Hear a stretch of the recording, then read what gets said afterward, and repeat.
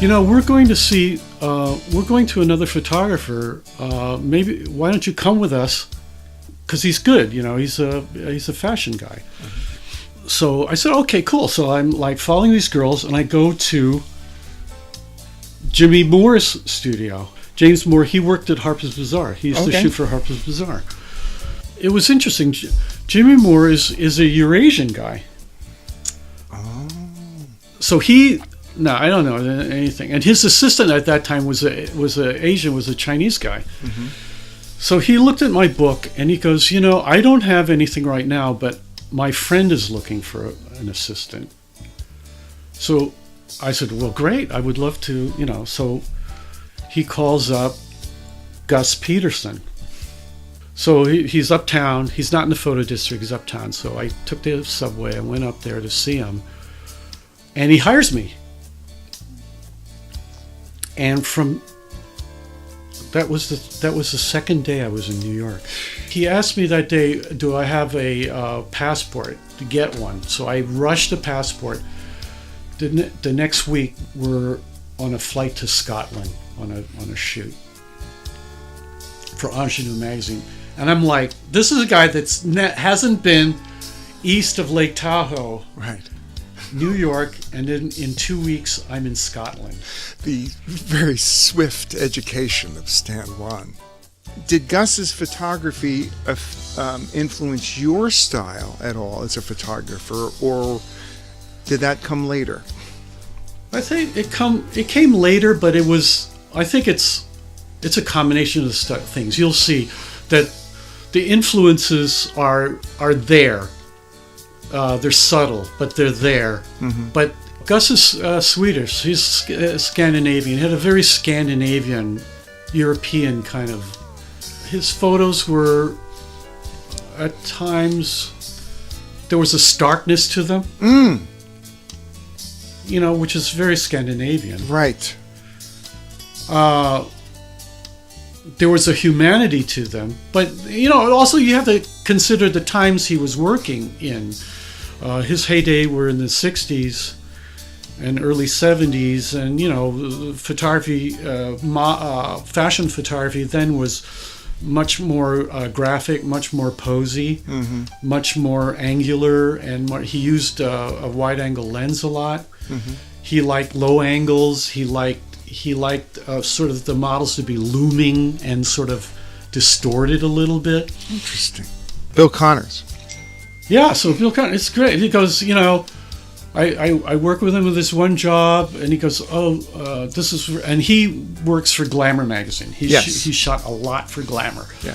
So I'm there. Nancy Fredericks was the editor. We're shooting this job, and he said, "Oh, you're great."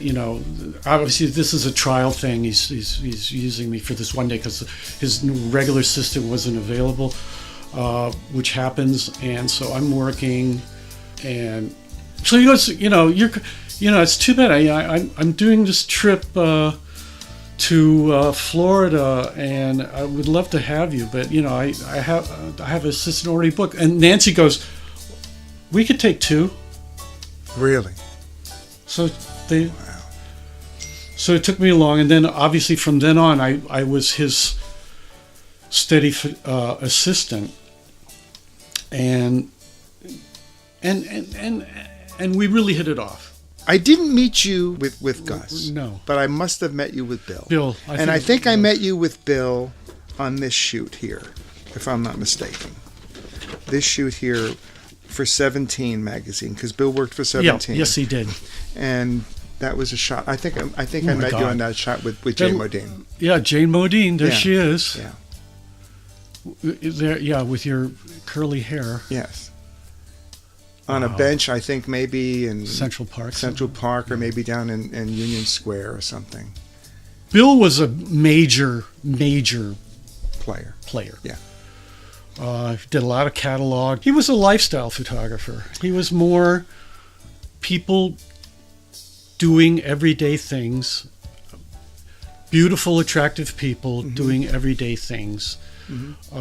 Lifestyle. And that was his vision. That was his thing, and what a perfect fit for Mademoiselle and glamour and everything. Yeah, right? and that hit a very good point right when I was working for him, because that lends itself to commercial photography more. Mm-hmm. So when did you start to take photos?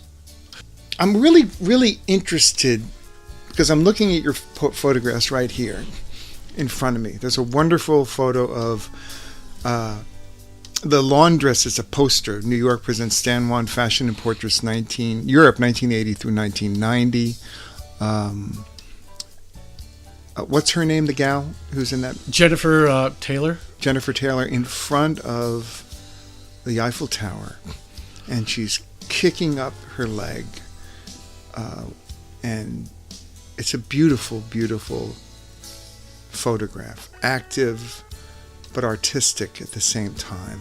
I think that photograph represents just sort of this French term, the joie de vivre. You have this joy of life. It really does, and we're going to post that on the website, because that exactly is. That is a photograph taken by a happy person reflecting joie de vivre. Right. It's not somebody that's committing, that's contemplating suicide. Unlike the one in the middle there. Now, is that Paris too? No, that's Milan. Milan. And who's that?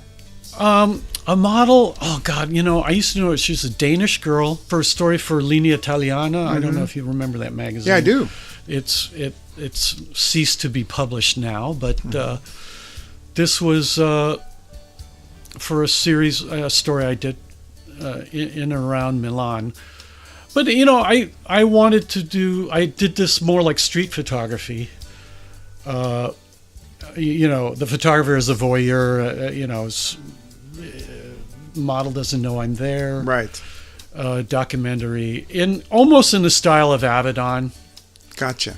See that Avedon? Yes, very much. He keeps resurfacing because. Yeah.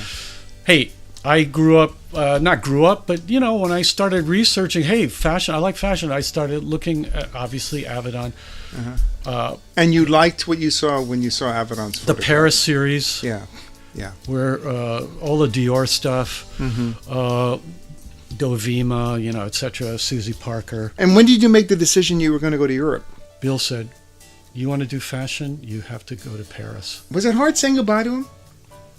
Oh yeah, no, totally. It was like family, but I knew, at that point we sort of knew we had to make a change. I'd worked there long enough. Mm-hmm. 5 years is a long time. That is a long, long time. And besides, I think I had learned really more than enough what I needed to do. I just had to go out and do it.